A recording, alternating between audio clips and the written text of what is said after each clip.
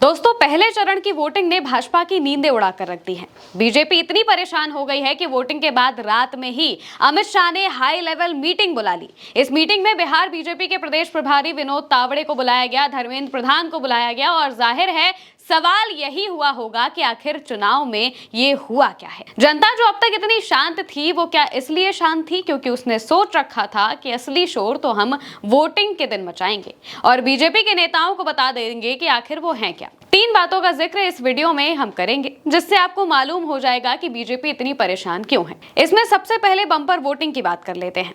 आजादी के बाद से लेकर अब तक बिहार में कभी इतनी बम्पर वोटिंग नहीं हुई है और वोटिंग की शुरुआत में ही किसी को अंदाजा नहीं था कि ऐसा होगा।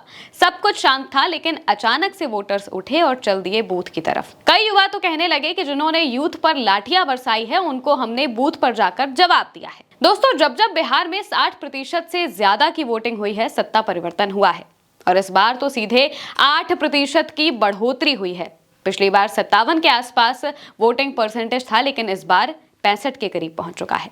इसका मतलब है जनता बदलाव चाहती है। अब ये तो जनता की बात हो गई। अब आप एक तस्वीर देखिए।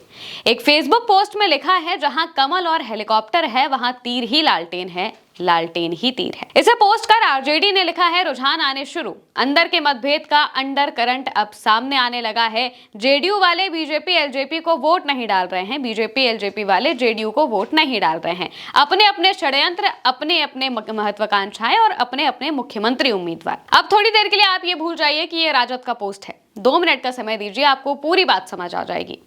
दोस्तों, एनडीए गठबंधन में भले ही चिराग नीतीश हैं, लेकिन दोनों के कार्यकर्ता और वोटर जमीन पर एक दूसरे को पसंद बिल्कुल नहीं करते हैं, क्योंकि 2020 का नुकसान वो अभी तक भूल नहीं पाए हैं। दूसरी तरफ आरजेडी और जेडीयू के वोटर हैं जो एक दूसरे से नफरत बिल्कुल नहीं करते हैं। ना वो नीतीश के लिए कभी अपमानजनक भाषा का इस्तेमाल करते हैं।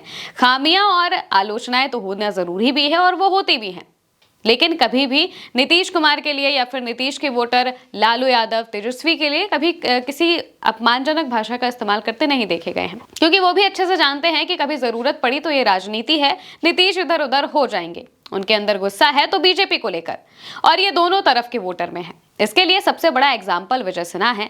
अब तक हम देखते आ रहे थे कि बीजेपी के विधायक और प्रत्याशियों से लोग सवाल पूछ रहे थे, उन पर नाराज होकर उन्हें गांव से भगा रहे थे, लेकिन सीधे डिप्टी सीएम का विरोध होना, उन पर गोबर फेंका जाना और प्रशासन का उस पर कुछ भी ना बोलना, ये दिखाता है बीजेपी की मुश्किल कितनी बड़ी है।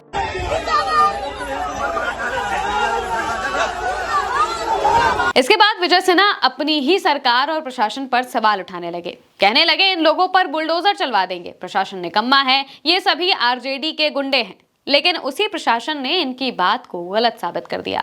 ये लेटर पढ़ लीजिए जिसमें लिखा है कि गांव में सड़क नहीं थी, जिस वजह से जनता ने विरोध किया, इसमें कोई पार्टी विशेष के लोग शामिल नहीं थे।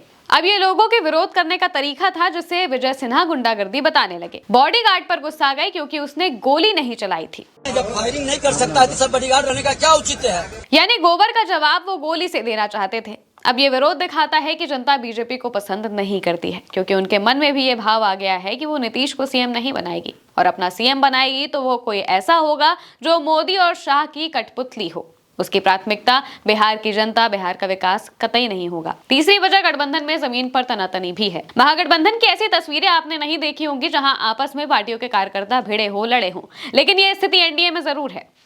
इसकी कई तस्वीरें चुनाव के बीच सामने आ चुके हैं जहां ये लोग आपस में भिड़ते दिखाई दिए हैं। बिहार के वोटर को अपनी रीजनल पार्टियां ज्यादा पसंद है, वहां सिंबल पर वोट दिया जाता है। कई बार लोग नेता का नाम तक नहीं जानते हैं।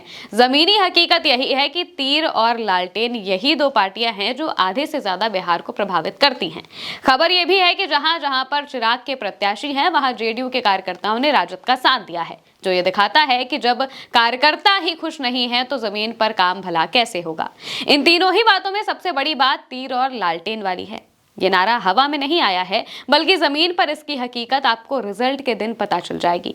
और इसी वजह से अमित शाह परेशान हो गए हैं। मीटिंग्स का दौर शुरू हो गया है। वो सोच रहे हैं कि क्या उनका दाव उल्टा तो नहीं पड़ गया। फिलहाल के लिए मेरे यानी महिमा के साथ इस खबर में इतना ही। आप देखते रहिए उल्टा चश्मा यूसी। नमस्कार।